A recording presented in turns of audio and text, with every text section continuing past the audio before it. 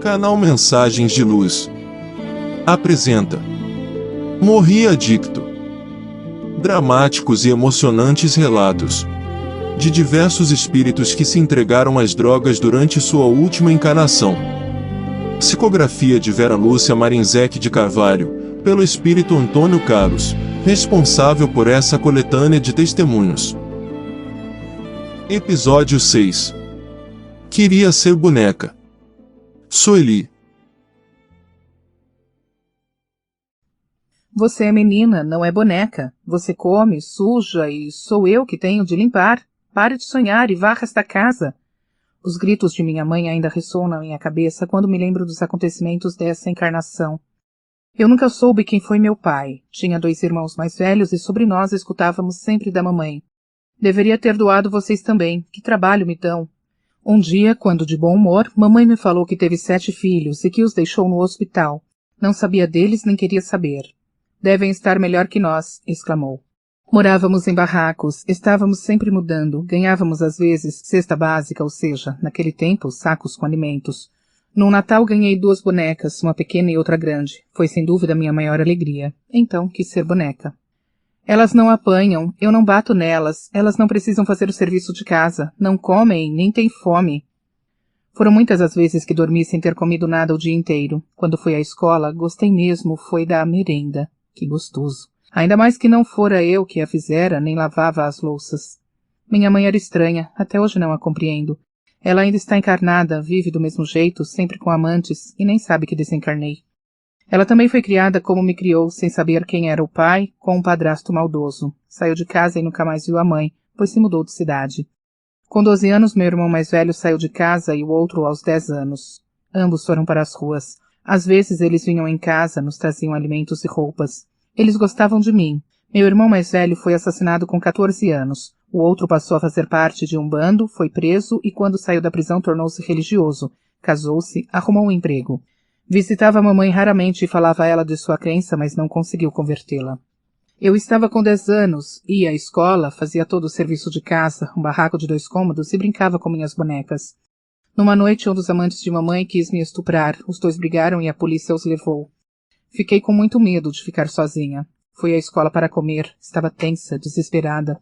Mamãe voltou 3 dias depois toda machucada. Levei uma surra do bandido que quis você e outra na cadeia, explicou. Cuidei dela, mas estávamos com fome. Meus 2 irmãos vieram nos ver e nos compraram comida. Quando eles foram embora, mamãe me disse. Sueli, é melhor você deixar de ser boneca. Sei que nunca fui. Eu como. Tenho fome, exclamei. Não vou apanhar mais para defendê-la. É melhor você saber tudo o que acontece nesta vida. E me falou de sexo. Chorei. Agora é com você. Aceita e ganha dinheiro ou trata de se esconder e fugir. Arrumei um local para me esconder, atrás de um móvel, e quando mamãe vinha com algum homem para casa, me escondia lá. Tinha 12 anos quando comecei a namorar um colega de classe de 16 anos. Tive relações sexuais com ele e com outros. Mamãe brigou comigo. Você tem de cobrar. Eu não aguentava mais as brigas em casa. Uma amiga me convidou.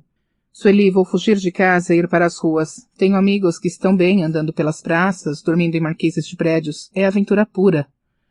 Com 13 anos fugi com essa amiga, levando poucas roupas e deixei minhas bonecas. Mamãe não me procurou. Voltei para casa por 2 vezes quando tinha dinheiro e lhe dei. Ela aceitou sem agradecer. Onde estão minhas bonecas? Quis saber. Dei-as. Ocupavam espaço, respondeu. Tive vontade de chorar. Fui embora e não voltei mais para casa e não vi mais minha mãe. O grupo de que passei a fazer parte era unido. Éramos amigos, um defendia o outro. Era formado por 15 jovens, dos quais tenho muitas saudades. 9 garotos e 6 meninas. Para viver pedíamos esmolas, fazíamos pequenos furtos e vendíamos drogas, e passei a consumi-las. O grupo inicial foi se modificando com o passar dos anos. Um foi preso, outro foi embora da cidade, 2 voltaram para casa, um morreu de overdose, mas estavam sempre vindo outros. Cheirávamos cola, fumávamos maconha, cocaína era luxo, uma festa quando conseguíamos. Tive relações sexuais com todos os garotos do bando e com outros. Não menstruava com frequência, estava anêmica e meu corpo se ressentia de tantas drogas. Com 18 anos fiquei grávida e a turma me protegia. Su, como é isso? Su, durma aqui, é mais protegido. O que você, Sueli, vai fazer com o nenê? Perguntou uma amiga. Não sei, respondi. O nenê não será uma boneca, não é? Minhas bonecas não reclamavam, não se alimentavam, dormiam por dias, se eu assim quisesse. Bebê chora, vai querer mamar, precisará de roupas. Não é bom você, grávida, usar tóxicos, prejudica o neném, opinou uma das garotas. Como vou driblar a fome? Indaguei. Nós vamos ajudá-la, afirmaram as meninas. Mas não era somente pela fome e frio que usava drogas. Compreendi que estava completamente viciada. O grupo me alimentava, me agasalhava, mas não parei de consumi-las. Sempre culpava minha mãe por estar nas ruas e pela infelicidade dos meus irmãos, um preso e o outro morto. O que será dos outros meus irmãos que foram doados? Pensava. Talvez eles estejam melhor, devem ter lar e recebido boa educação. Culpei tanto minha mãe e estou fazendo pior que ela. Mamãe pelo menos não usava drogas, somente bebia de vez em quando. Ela deu os filhos e quero fazer o mesmo com este que espero. Conversei com os amigos e decidi. Vamos doar nosso bebê. Nosso, porque ninguém sabia quem era o pai e as meninas sentiam-se um pouco mães também. Quando comecei a sentir as dores do parto, eles me deixaram sozinha e uma das meninas chamou a polícia. Fiquei só para eles não correrem o risco de serem presos. Uma viatura policial veio e os policiais, ao constatarem que eu ia ter o nenê, me levaram para um hospital. Sofri muito por causa da falta das drogas e das dores. Vou deixar o nenê para ser adotado, informei à médica que me atendia. Você, minha filha, disse a médica carinhosamente, abusou muito durante a gravidez, por isso seu nenê é muito pequenino e não sei se irá sobreviver. Tudo bem, ele fica conosco. A criança terá de ficar mesmo muitos dias no hospital, senão morre. Não o vi nem fiquei sabendo o sexo e se sobreviveu. Escutei somente seu choro fraquinho. Fiquei no hospital me recuperando depois do parto. Estava desesperada para usar drogas. Uma das minhas amigas veio me ver e trouxe escondido um pouquinho de cocaína que cheirei e me senti aliviada. A médica atenciosa cuidou de mim. Precisei de sangue, além de soro e muitos remédios. Não se comentou o que ocorreu com meu nenê. Eu não quis saber. Você não quer ir, Sueli, para um abrigo? Para um local onde poderá se tratar? Perguntou a médica solista. Não, senhora. Tenho onde morar e muitos amigos, respondi. Cuide-se então, garota. Você é jovem, bonita e não fique grávida novamente. Não sei como fiquei. Quase não tenho menstruação. Use preservativos. Pense no que lhe ofereci. Faça um tratamento para se desintoxicar. Ela deu-me muitos conselhos. Fui tratada muito bem no hospital, por isso fui educada. Eu era agressiva, briguenta, sabia ser indelicada e meu vocabulário era rude e grosseiro. Duas do grupo já haviam ficado grávidas. Uma teve um aborto espontâneo e a outra doou o nenê. Resolvemos usar preservativo, camisinha, mas nem sempre socorria. Minha vida, ou melhor, nossa, era uma confusão. Íamos de um local a outro da cidade, pedíamos esmolas, roubávamos, brigávamos com outros grupos, fugíamos da polícia, comprávamos, vendíamos e consumíamos drogas. Nunca fui presa nem me apaixonei, mas tive amizades. Descobrimos o crack e nos viciamos, tornamo-nos totalmente dependentes. Nessa época passamos por muitas dificuldades. 2 morreram, um assassinado e outro de tantas drogas.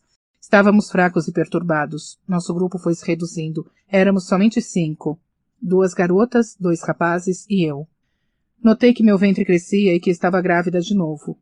O crack é terrível, não lhe permite raciocinar mais. Continuei sem me importar com a gravidez, somente pensava em me drogar. Dou este também, deixo-o no hospital, afirmei. Naquela noite estava fazendo muito frio. O efeito da droga estava passando quando acordei com dores e sangrando. Meus amigos telefonaram para os hospitais. Como demoravam a chegar e eu perdendo muito sangue, telefonaram para a polícia. Ao me ver, um policial chamou a ambulância que veio rapidamente. O hospital estava lotado, mas o médico logo veio me ver e, após me examinar, me encaminhou para a emergência. Você, garota, está tendo um aborto. Seu neném está morto. Senti-me confusa. Eles tentaram me socorrer. É uma usuária de drogas e o crack a está matando. Contivemos a hemorragia, mas ela está muito fraca e com pneumonia. Não sei se conseguiremos salvá-la, escutei o médico falar com as enfermeiras. Injeções, soro, aparelho para respirar, nada. Desencarnei.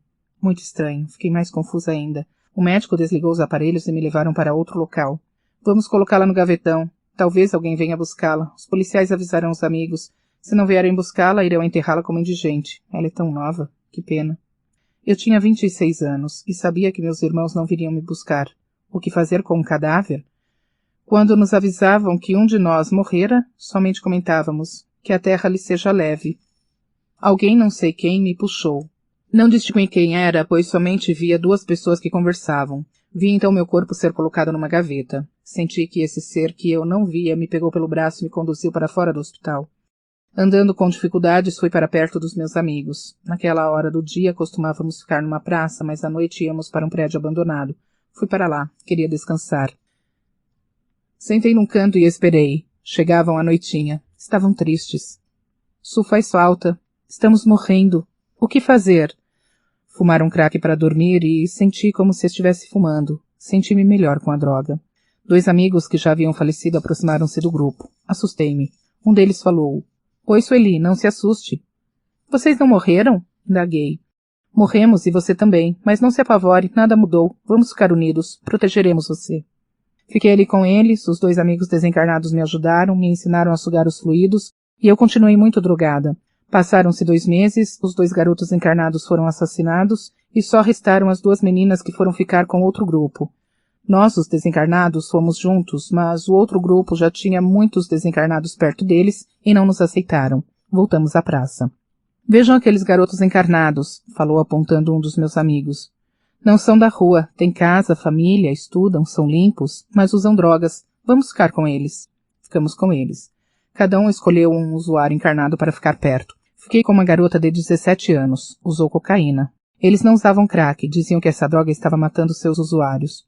Acompanhei-a, fui para a casa dela. Gostei. O apartamento em que a garota morava para mim era luxuoso, mas era de classe média. Tinha um quarto somente para ela, pais que não a xingavam, que gostavam dela e se preocupavam com ela. A garota tinha os alimentos que queria, estudava, tudo certinho. Não compreendi o porquê de ela estar se envolvendo com tóxicos. Tinha de tudo, era feliz. Embora confusa, gostei e resolvi ficar com a menina e residir naquele lar. Sugava seus fluidos, energias e passei a incomodá-la. Queria drogas e falava ao seu ouvido. Ela não me escutava, mas ficou perturbada. Eu lhe dizia repetindo a todo instante: vá se drogar, tome uma dose, fume, beba, cheire. A garota ficou inquieta, desesperada. Acabou comprando mais drogas e as usou e eu me deliciei. Se eu estava bem com ela, a garota não. Sentindo-se infeliz, com medo, resolveu pedir ajuda. Chamou os pais para uma conversa. Fiquei escutando sem entender direito. Papai, mamãe, falou ela chorando. Estou com um problemão. Quero primeiro que me perdoem e que me ajudem. Estou usando drogas. Comecei por brincadeira para acompanhar uns amigos. Era somente um cigarrinho de maconha, uma cheirada de cocaína, algo leve somente de vez em quando. Tinha certeza de que não me viciaria, mas ultimamente comecei a ficar desesperada para consumi-las. É estranho, quero e não quero. Ajudem-me. Choros. Abraçaram-na. Vamos ajudá-la, minha filha, disse o pai. Não tenha medo, filhinha, vamos socorrê-la, falou a mãe com carinho. A mãe da garota telefonou e, pelo que pude escutar, foi para a avó da menina. Contou depressa tudo o que escutaram da filha e finalizou com: vamos. Logo uma senhora de aspecto bondoso, a avó, chegou ao apartamento, abraçou a garota e não consegui ficar mais ao lado dela. Minha neta, falou a senhora, logo mais teremos no centro espírita que frequenta uma sessão de auxílio. Você irá tomar passes e com certeza vai se sentir melhor. Amanhã vamos marcar consultas, falou o pai determinado. Vamos cuidar de você, minha filha. Sua mãe irá levá-la à escola e buscá-la. Por enquanto não sairá sozinha, estaremos por perto. Fará um tratamento espiritual e também com médicos, psicólogos e faremos de tudo para tirá-la dessa. A menina chorava. Eu, inquieta, queria drogas. Acho que vou ter de me mandar. Sair daqui, pensei. Vou voltar à praça e esperar por outro usuário. Essa está se complicando. Quando ia sair, ouvi alguém dirigir-se a mim. Venha conosco, terá o que precisa. Fiquei sem saber quem falou e pensei concluindo. Bem, se eles vão me dar o que preciso, é melhor eu ir.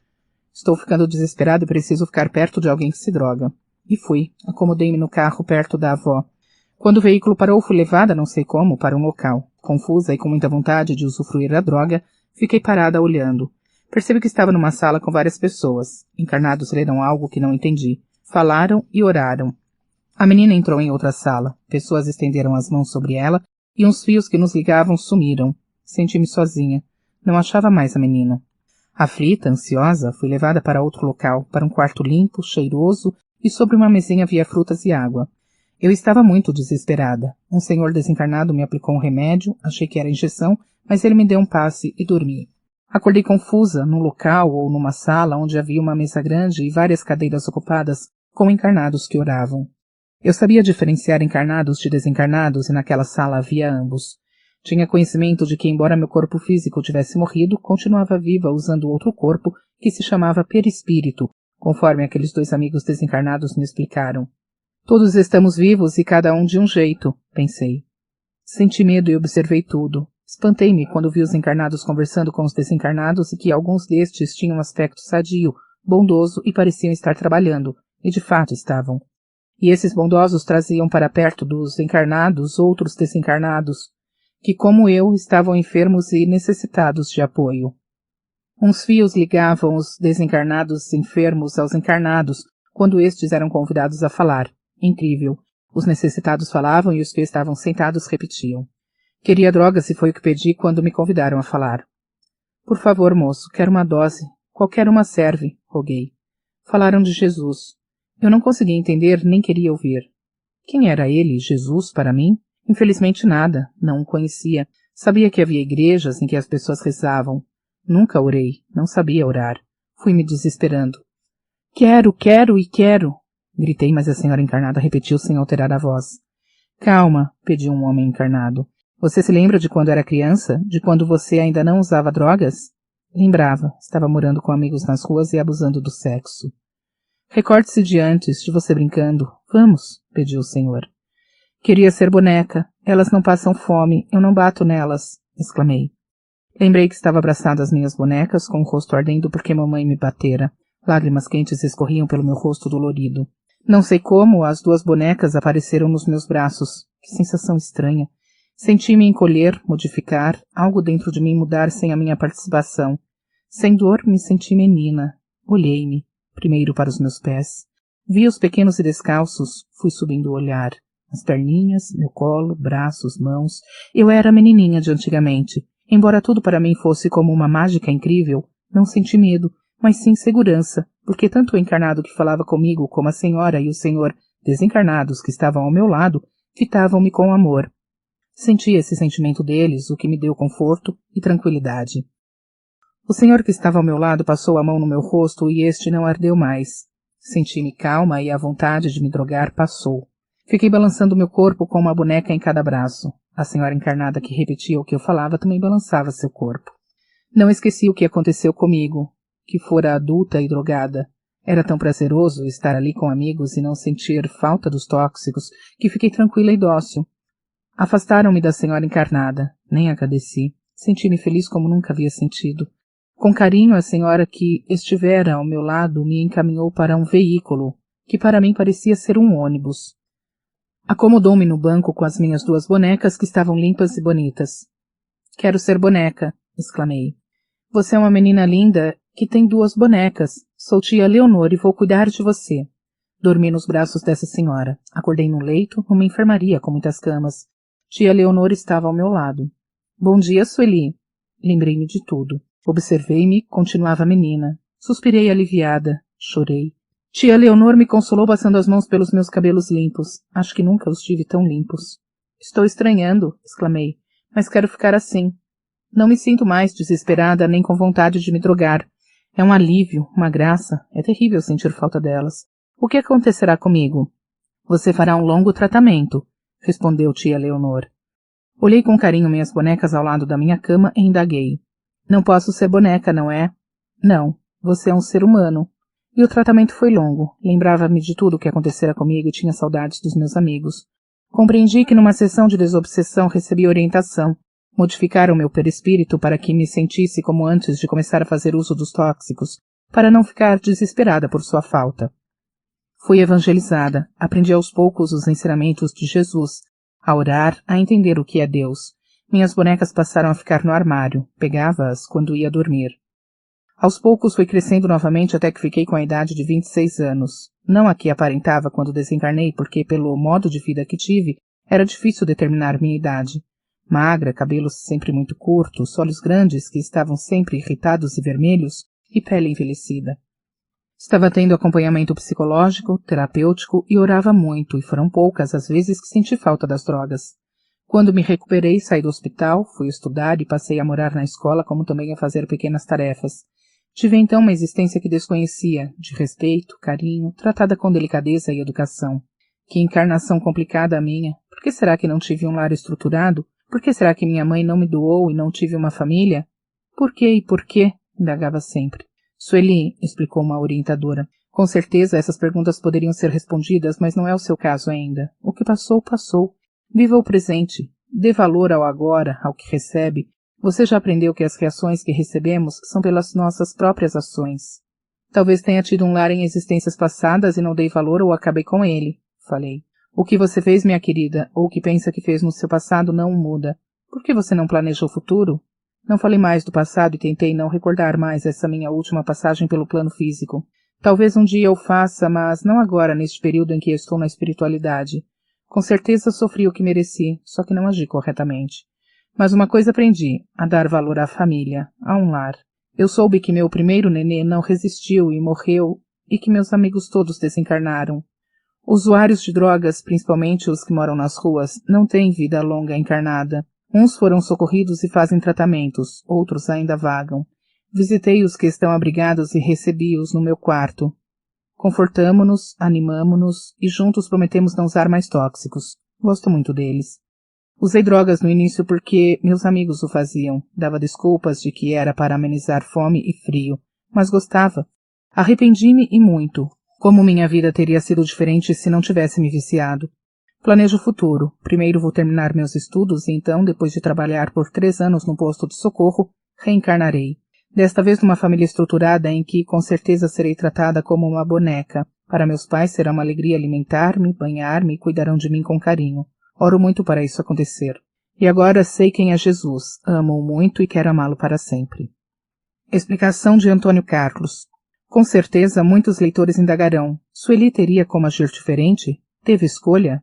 Sim, ela poderia ter agido diferente. Quando tive conhecimento da história de nossa convidada, pesquisei e descobri que muitas pessoas que estão morando nas ruas e que são usuárias de drogas e de bebidas alcoólicas não tiveram lares estruturados, mas que uma boa porcentagem vive assim por diversos motivos.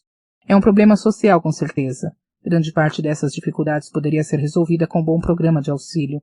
A pesquisa continua. Muitos jovens que tiveram problemas parecidos com os de Sueli conseguiram viver com honestidade e longe dos tóxicos. Ela poderia ter continuado a estudar, arrumado um emprego, procurado ajuda na comunidade. Trazemos ao reencarnar tendências. Precisamos ficar alertas e nos esforçar para vencê-las quando elas forem ruins. Sueli não conseguiu resistir principalmente às suas más tendências em relação ao sexo. Realmente é um costume errôneo nosso de estar sempre culpando alguém pelo que nos acontece de ruim, como Sueli fez com sua mãe. Não foi fácil para a narradora vivenciar essa encarnação. Logo depois da morte de seu corpo, foi socorrida e desligada da matéria. A quem muito foi dado, muito será pedido. Aquele que sabe e não faz a vontade do Senhor será digno de muitos açoites, disse Jesus. Sueli não conheceu religião nenhuma, não teve conhecimento de bons conceitos, mas poderia ter sido religiosa. Templos, igrejas estão abertos a todos. E como lhe foi dito, existem reações para ações. É a lei do retorno. O que ela fez no passado, em outras existências no plano físico? Não teve, como não tem estrutura para saber. Recordar o passado é para quem precisa desse conhecimento por motivos diversos ou para o espírito que já sabe controlar suas emoções. No caso dessa convidada, ela com certeza iria se perturbar muito conhecendo o que plantou. Embora tenha errado, foi promíscua sexualmente, abusou do corpo físico envenenando-o com tóxicos, ela aprendeu o que é ter a bênção de um lar onde pessoas se respeitam e há o amor de paz. E de fato ela reencarnará em um lar estruturado e com certeza também não se envolverá com drogas, porque sofreu muito pelo vício. Vimos nesta narrativa o perigo de ficar a fim de algo prejudicial, como ocorreu com a garota que Sueli obsediou. Temos visto usuários encarnados quase sempre acompanhados por desencarnados que querem continuar a usufruir de seu vício. Essa garota obsediada por Sueli agiu certo pedindo ajuda. E os pais são na maioria das vezes os mais indicados para ajudar. E por sorte, a avó, sendo espírita, as levou para um auxílio. Mesmo tirando Sueli de perto da garota, esta precisou fazer um tratamento para seu físico, pois tóxico vicia. Fios que a nossa narradora viu. Quando Sueli ficou com a garota, mesmo sem saber, ligou-se a ela, daí os fios que as ligaram. Foi necessário retirar esses vínculos. Vemos sempre isso ocorrer nas salas de passes. No entanto, se não houver um tratamento contínuo, essas ligações podem se refazer. Sueli ficou no posto de socorro do centro espírita. Adormeceram-na até a sessão seguinte de orientação, que aconteceria nesta casa de auxílio. O livro Libertação, escrito por André Luiz e psicografado por Francisco Cândido Xavier, narra um julgamento realizado numa cidade do Umbral onde o juiz impiedoso julgava os imprudentes que, quando encarnados, procederam errado e, por afinidades, ao desencarnarem foram para lá. Ele dizia: "Você é loba, não passa de uma loba", e a desencarnada ficou com as feições parecidas com a do animal citado. O perispírito é modificado, modifica-o quem sabe, bons ou maus, e quem sabe pode fazer isso com os outros, dependendo de 2 fatores: ter poder mental e o outro aceitar. A culpa e o remorso são fatores de aceitação. Desencarnados bons que trabalham visando suavizar dores dispõem desse recurso para auxiliar, e em sessões de desobsessões esse processo tem dado muito resultado por ser fácil e simples, principalmente para desencarnados desesperados e extremamente perturbados e toxicômanos. Quando o doutrinador encarnado percebe que, após conversar com o desencarnado perturbado, este não consegue entender nada do que está ouvindo e sentindo que os trabalhadores desencarnados da casa podem ajudá-lo nesse processo, é só induzi-lo a pensar em como era antes do ocorrido que o deixou tão perturbado. Esse processo necessita de muita energia, mas normalmente se consegue resultado. Quando o orientado pensa, começa a se sentir como pensa, então seu perispírito se modifica. Alguns chegam até a esquecer o que lhe ocorreu, contudo a maioria lembra, mas não sente o desespero que o fazia ficar alienado. Como vimos, bastou Sueli pensar na sua infância para que, encarnados e desencarnados juntos, a induzissem a reviver o período da infância de sua última encarnação. Embora não esquecesse de nada, aliás, recordou com mais nitidez tudo o que lhe aconteceu, ela se sente menina. As bonecas foram plasmadas para confortá-la. Admiro muito esse trabalho de ajuda. Embora o tratamento continue em hospitais no plano espiritual, é o primeiro passo para um socorro seguro. Voltando ao livro Libertação, esses desencarnados imprudentes que foram julgados e transformados, quando estão aptos a serem socorridos, quando se arrependeram, perdoaram, pediram perdão e querem se melhorar moralmente, são submetidos pelos socorristas ao mesmo poder hipnótico que os faz voltar a ser como antes, e com certeza essas transformações ocorrem com mais facilidade em sessões de desobsessões, de orientações que se realizam em centros espíritas, pelas energias doadas pelos encarnados. Bendito seja o trabalho produtivo.